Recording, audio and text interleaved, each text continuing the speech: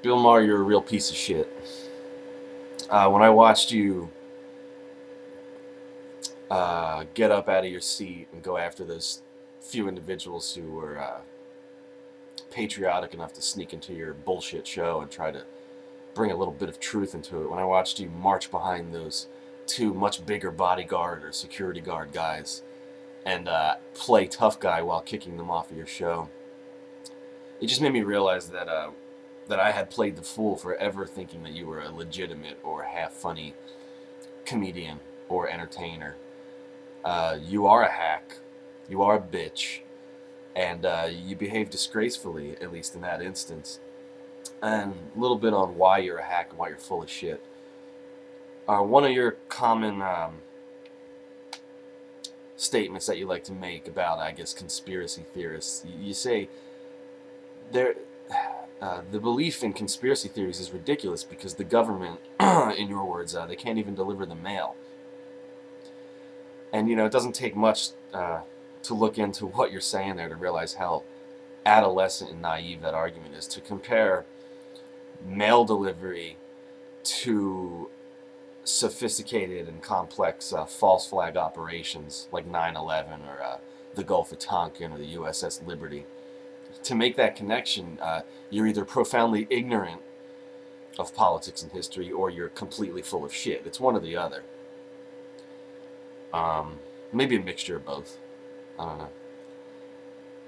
And it's interesting. You make statements like that, and it's indicative of the type of audience that you do play to.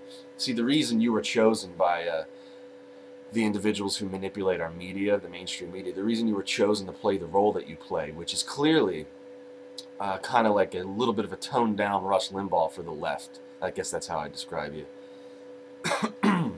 When you were chosen to play that role, it was precisely because you appeal to this sort of brain dead audience, but still the type of character who still fancies themselves as very much in the know and in the loop. That's the ego that you stroke. That's the role that you play within the mainstream media circus. I'm sure you already know that, but in case you didn't, I just want to make it quite clear for you.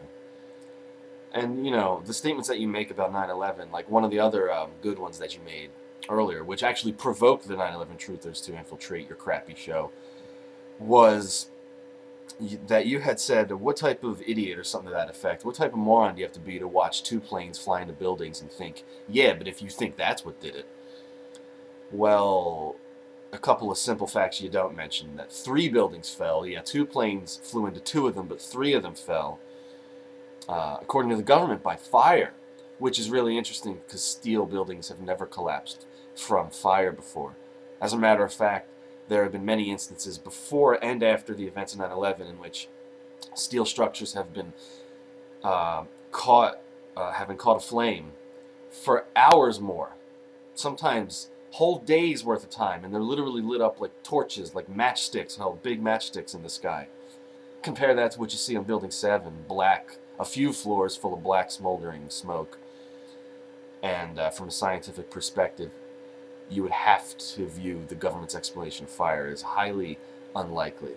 But not to get too much into it, because I know you're not into really thinking about these things too much. Rather just, trying to ostracize people on public airwaves because of your half-baked and arbitrary beliefs. I don't know if you even call them beliefs because you don't seem to think too hard on them. But anyway, Bill, that explains why you're a hack and a phony and a bitch. I don't want to leave anything out here. Yeah, that about covers it. I mean, as a comedian, I just want to also stress that much of your shit is lifted and again, hack. Sums it up. Best of luck to you, buddy.